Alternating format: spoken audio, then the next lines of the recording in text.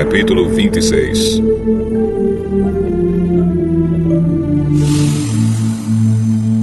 Quando Jesus acabou de ensinar essas coisas, disse aos discípulos: Vocês sabem que daqui a 2 dias vai ser comemorada a festa da Páscoa, e o Filho do Homem será entregue para ser crucificado.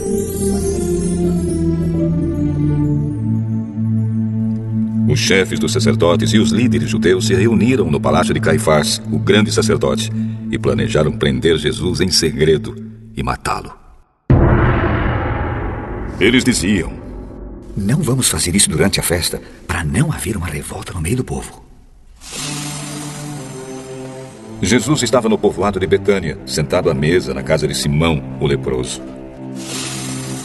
Então a mulher chegou perto de Jesus com um frasco feito de alabastro, cheio de um perfume muito caro, e derramou o perfume na cabeça dele. Ao verem aquilo, os discípulos ficaram zangados e disseram: Que desperdício! Esse perfume poderia ter sido vendido por uma fortuna e o dinheiro dado aos pobres. Mas Jesus, sabendo o que eles diziam, disse: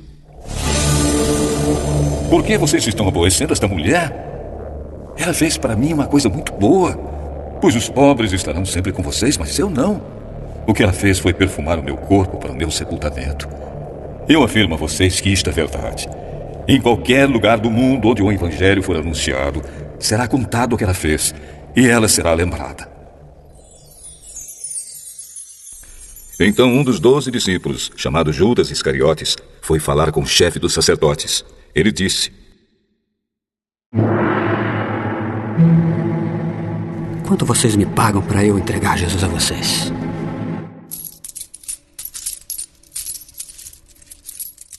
E eles lhe pagaram 30 moedas de prata. E daí em diante, Judas ficou procurando uma oportunidade para entregar Jesus. No primeiro dia da festa dos pães sem fermento, os discípulos chegaram perto de Jesus e perguntaram: Onde é que o senhor quer que a gente prepare o jantar da Páscoa para o senhor? Vão até a cidade, procurem certo homem e digam: O mestre manda dizer, a minha hora chegou. Os meus discípulos e eu vamos comemorar a Páscoa na sua casa. Os discípulos fizeram como Jesus havia mandado e prepararam o jantar da Páscoa.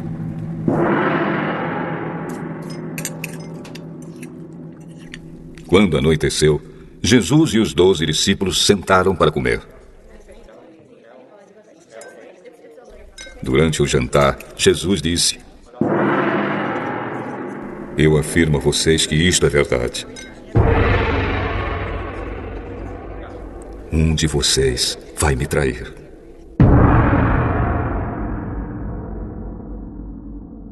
Eles ficaram muito tristes e, um por um, começaram a perguntar: O senhor não está achando que sou eu, está?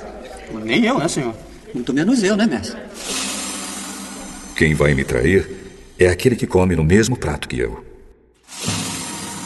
Pois o Filho do Homem vai morrer da maneira como dizem as Escrituras Sagradas. Mas ai daquele que está traindo o Filho do Homem. Seria melhor para ele nunca ter nascido. Então Judas, o traidor, perguntou: Mestre, o senhor não está achando que sou eu, está? Quem está dizendo isso é você mesmo. Enquanto estavam comendo, Jesus pegou o pão e deu graças a Deus. Depois partiu o pão e deu aos discípulos, dizendo: Peguem e comam. Isto é o meu corpo. Em seguida, pegou o cálice de vinho e agradeceu a Deus. Depois passou o cálice aos discípulos, dizendo: Bebam todos vocês, porque isto é o meu sangue, que é derramado em favor de muitos para o perdão dos pecados. O sangue que garante a aliança feita por Deus com o seu povo. Eu afirmo a vocês que nunca mais beberei deste vinho, até o dia em que beber com vocês um vinho novo no reino do meu Pai. Então eles cantaram canções de louvor e foram para o Monte das Oliveiras. E Jesus disse aos discípulos: Esta noite todos vocês vão fugir e me abandonar, pois as Escrituras Sagradas dizem: matarei o pastor e as ovelhas serão espalhadas. Mas, depois que eu ressuscitar, irei adiante de vocês para Galiléia. Então Pedro disse a Jesus: Eu, mestre, nunca abandonarei o Senhor, mesmo que todos o abandonem. Eu afirmo a você que isto é verdade. Nesta mesma noite, antes que o galo cante, você dirá 3 vezes que não me conhece. Eu nunca vou dizer que não o conheço, mesmo que tenha de morrer com o Senhor. E todos os outros discípulos disseram a mesma coisa.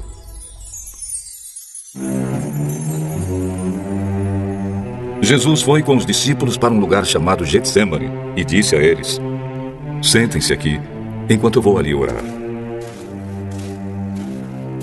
Então Jesus foi, levando consigo Pedro e os 2 filhos de Zebedeu. Aí ele começou a sentir uma grande tristeza e aflição, e disse a eles: a tristeza que estou sentindo é tão grande que é capaz de me matar. Fiquem aqui vigiando comigo.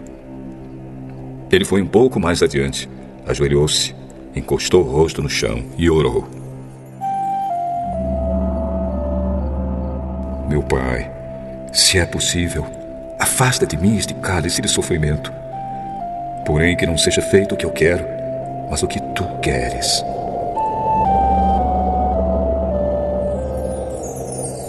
Depois voltou e encontrou os 3 discípulos dormindo.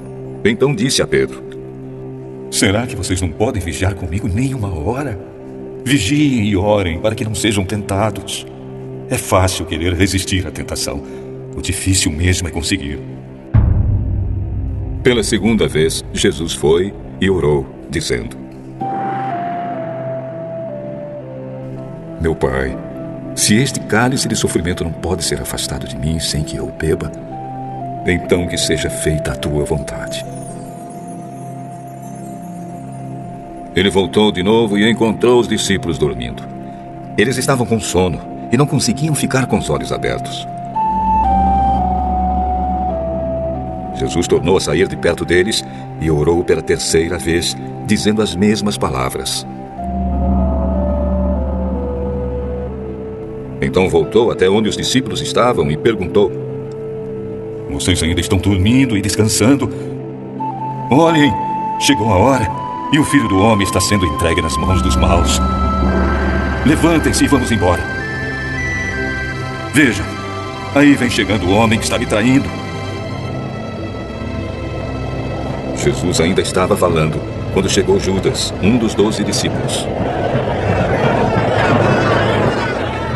Vinha com ele uma grande multidão armada com espadas e porretes, que tinha sido mandada pelos chefes dos sacerdotes e pelos líderes judeus. O traidor tinha combinado com eles um sinal. Ele tinha dito: prendam o homem que eu beijar, pois é ele. Judas foi até perto de Jesus e disse: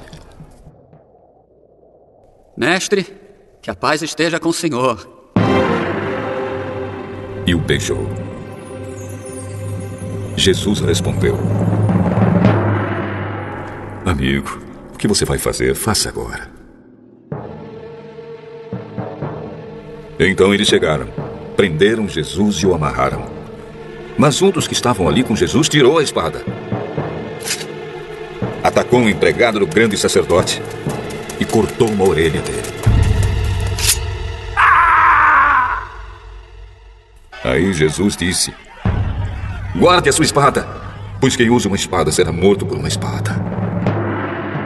Você não sabe que se eu pedisse ajuda ao meu Pai, ele me mandaria agora mesmo 12 exércitos de anjos? Mas, nesse caso, como poderia se cumprir aquilo que as Escrituras Sagradas dizem que é preciso acontecer? Depois, Jesus disse para aquela gente: vocês vêm com espadas e porretes para me prender como se eu fosse um bandido. Eu estava todos os dias ensinando no pátio do templo e vocês não me prenderam. Mas tudo isso está acontecendo para se cumprir o que os profetas escreveram nas Escrituras Sagradas. Então todos os discípulos abandonaram Jesus e fugiram.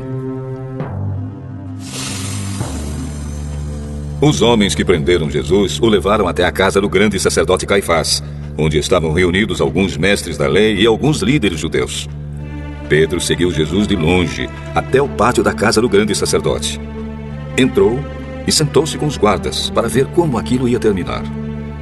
Os chefes dos sacerdotes e todo o conselho superior estavam procurando alguma acusação falsa contra Jesus a fim de o condenar à morte. Mas não puderam encontrar nada contra ele, embora muitos se levantassem para dizer mentiras a respeito dele. Afinal, 2 homens se apresentaram e disseram: Esse homem aí afirmou: eu posso destruir o templo de Deus e construí-lo de novo em 3 dias. Aí o grande sacerdote se levantou e perguntou a Jesus: Você não vai se defender dessa acusação? Mas Jesus ficou calado. Então o grande sacerdote tornou a perguntar: Em nome do Deus vivo, eu exijo que você diga para nós: você é o Messias, o Filho de Deus? Jesus respondeu: Quem está dizendo isso é o Senhor. Mas eu afirmo a vocês que de agora em diante vocês verão o Filho do Homem sentado do lado direito do Deus Todo-Poderoso e descendo nas nuvens do céu. Aí o grande sacerdote rasgou as suas próprias roupas. Ele blasfemou! Não precisamos mais de testemunhas. Vocês ouviram agora mesmo essa blasfêmia contra Deus. Então, o que resolvem? Ele é culpado e deve morrer. É culpado, deve morrer, sim. Tem que morrer, tem que morrer. Em seguida, cuspiram no rosto de Jesus e deram bofetadas nele. Ei, Messias, adivinhe pra nós quem foi que bateu em você.